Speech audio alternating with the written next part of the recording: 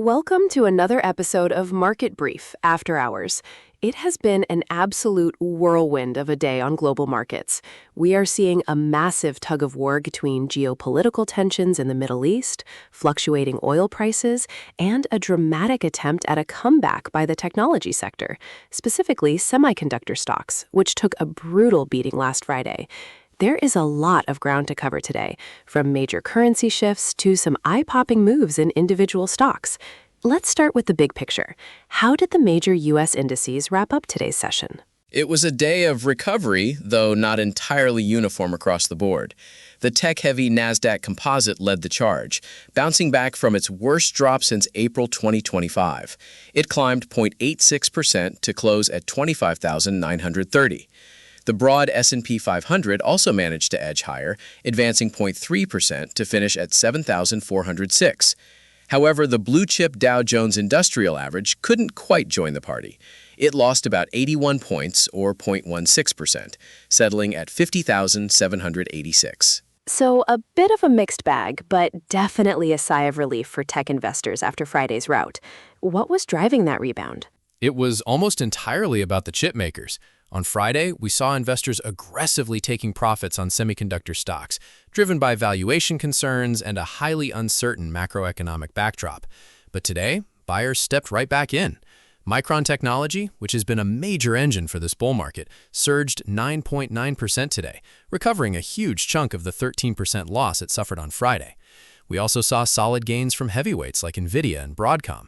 To give you an idea of the swing, the iShares Semiconductor ETF jumped 5% today, after plunging 10% on Friday, which was its worst single-day drop in over 6 years. That is a massive swing in just 2 trading sessions. Now, alongside this tech volatility, we've been keeping a very close eye on the Middle East. Over the weekend, it looked like the fragile ceasefire between Washington and Tehran was on the verge of collapsing. What is the latest there, and how did it impact the markets today? It was incredibly tense. Iran launched strikes on Sunday, with the Iranian parliament speaker arguing that the U.S. naval blockade and alleged agreement breaches in Lebanon violated the ceasefire. Israel then responded with large-scale strikes on strategic defense systems in Iran. That initially sent oil prices spiking by over 5%. However, things cooled down after President Donald Trump intervened, ordering both sides to stop immediately and stating that negotiations for an immediate ceasefire were still progressing. Later in the day, Iran's Ministry of Foreign Affairs confirmed that they had ended military operations against Israel, though they did warn they would restart hostilities if Israel continues attacking Lebanon. And that statement seemed to take some of the heat out of the energy markets, right? Exactly. Oil traded off its session highs, but still ended the day in the green. West Texas Intermediate rose 0.84% to settle at $91.30 a barrel, while Brent crude advanced 1.25% to close at $94.25. On top of the geopolitical drama, OPEC Plus agreed to increase its output targets by 188,000 barrels per day starting in July. This is their 4th quota hike since the closure of the Strait of Hormuz, as they try to balance global supply. With all of this noise, how are bond yields reacting? Are investors rushing to safe haven treasuries? Interestingly, Treasury yields were relatively flat today. Investors are weighing these geopolitical risks against a very strong U.S. labor market. Remember, last Friday's jobs report showed non-farm payrolls rising by 172,000 and unemployment holding steady at 4.3%. That strong data has really dampened expectations for any near-term rate cuts by the Federal Reserve. Today, the 10-year Treasury yield nudged just over 1 basis point higher to 4.548%, while the 2-year yield, which is highly sensitive to Fed policy, was virtually unchanged, down less than a basis point at 4.156%. The longer-dated 30-year bond yield rose about 2 basis points to 5.021%. That suggests the market is still very focused on domestic economic strength. Let's look across the oceans now. How did international markets handle this volatile mix of tech sell-offs and Middle East tensions? Asia-Pacific markets bore the brunt of Friday's Wall Street tech rout because they closed before today's U.S. recovery. It was a sea of red there. South Korea's Kospi was hit the hardest, cratering 8.3% to close at 7,484. That is its worst single-day drop since March 2020. Japan's Nikkei 225 also plummeted, dropping 4.69% to close at 63,465, with heavy selling in exporters and tech. Heavyweight SoftBank Group tumbled over 7%.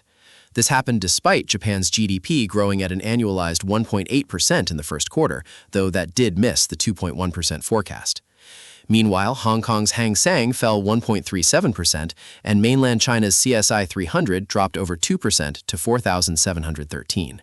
Even New Zealand's benchmark index fell 0.9% to a near two-week low. A very rough start to the week for Asia. What about Europe? Did they manage a better recovery?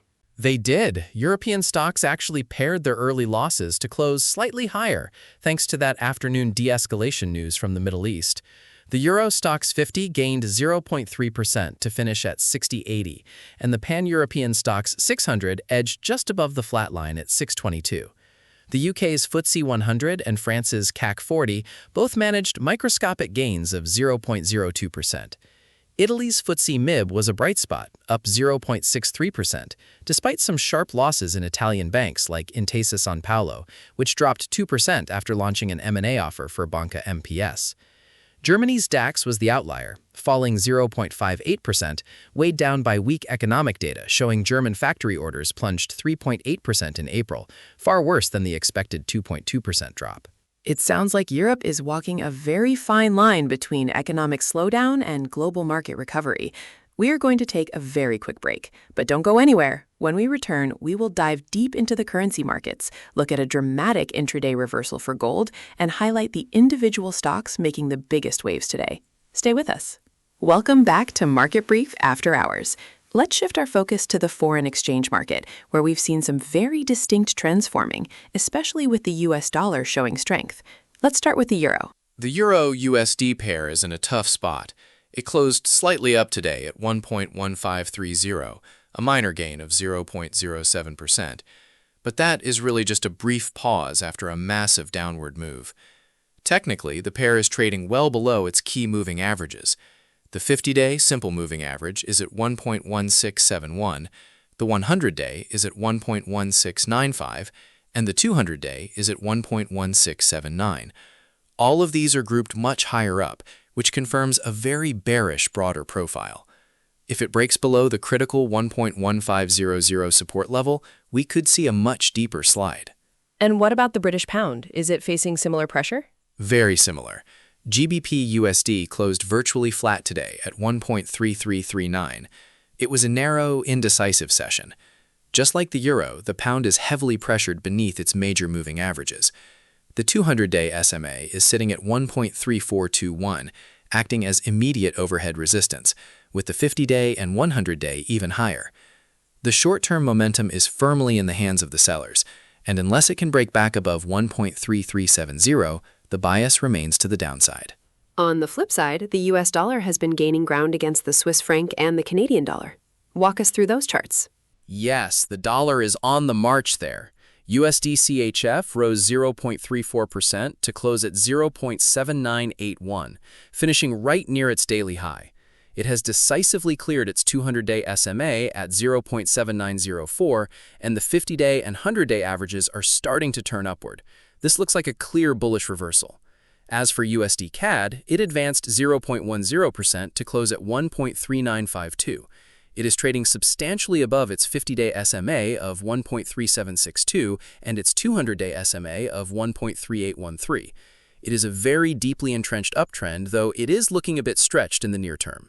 Now, let's look at commodities. Gold had an incredibly dramatic session today. It looked like it was crashing, but then we saw a massive turnaround. What happened there?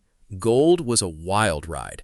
It fell to an intraday low of $4,269, but staged a massive late-day rally to close at $4,228, down just 0.03% on the day. On the chart, this leaves a very long lower wick, which we call a rejection tail. It means buyers stepped in aggressively at those lower levels. However, gold is still in a dominant bearish trend.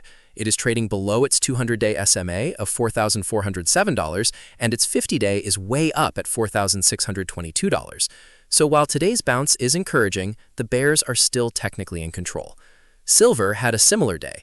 It dipped to $66.18, but recovered to close up 0.31% at $68.09, successfully reclaiming its 200-day SMA of $67. Fascinating price action. Let's talk about corporate news and individual stock movers. There were some massive double-digit gains today. Let's start with Intel. What sparked their 11% surge? Intel was the star of the S&P 500 today, closing up over 11%. This was sparked by a report that Google has placed a massive order with Intel to manufacture 3 million tensor processing units, or TPUs, in 2028. This is a huge vote of confidence for Intel's foundry business. We also saw other chip-related stocks rally hard. KLA Corp rose over 9%, while Applied Materials and Micron both gained more than 8%. And what about Cerebras Systems? They had an even bigger day. Cerebras soared over 18% today. That massive move came after Wedbush initiated coverage on the stock with a highly bullish outperform rating and a price target of $270. Investors are clearly excited about their prospects in the AI hardware space. We also saw Marvell Technology jump over 9% on the news that it will be joining the S&P 500, replacing Pool Corp, before the market opens on June 22nd. It wasn't all good news in tech, though. Wix.com had a pretty rough session. Yes, Wix was a major laggard, closing down over 7%. They warned investors that they expect a $50 million reduction in bookings for 2026. They blamed this on a new organizational realignment program and a much sharper slowdown in their partners' business than they had previously anticipated. On a brighter note, cryptocurrency-exposed stocks had a fantastic day, riding the coattails of a Bitcoin rally. Absolutely. Bitcoin gained over 2%, and that sent crypto stocks flying. Galaxy Digital Holdings skyrocketed over 20%. Mara Holdings jumped more than 11%. Coinbase Global rose over 6%, and MicroStrategy advanced more than 5%. That is all the time we have for today's episode of Market Brief After Hours. If you found this useful, please follow Market Brief After Hours on your favorite podcast platform.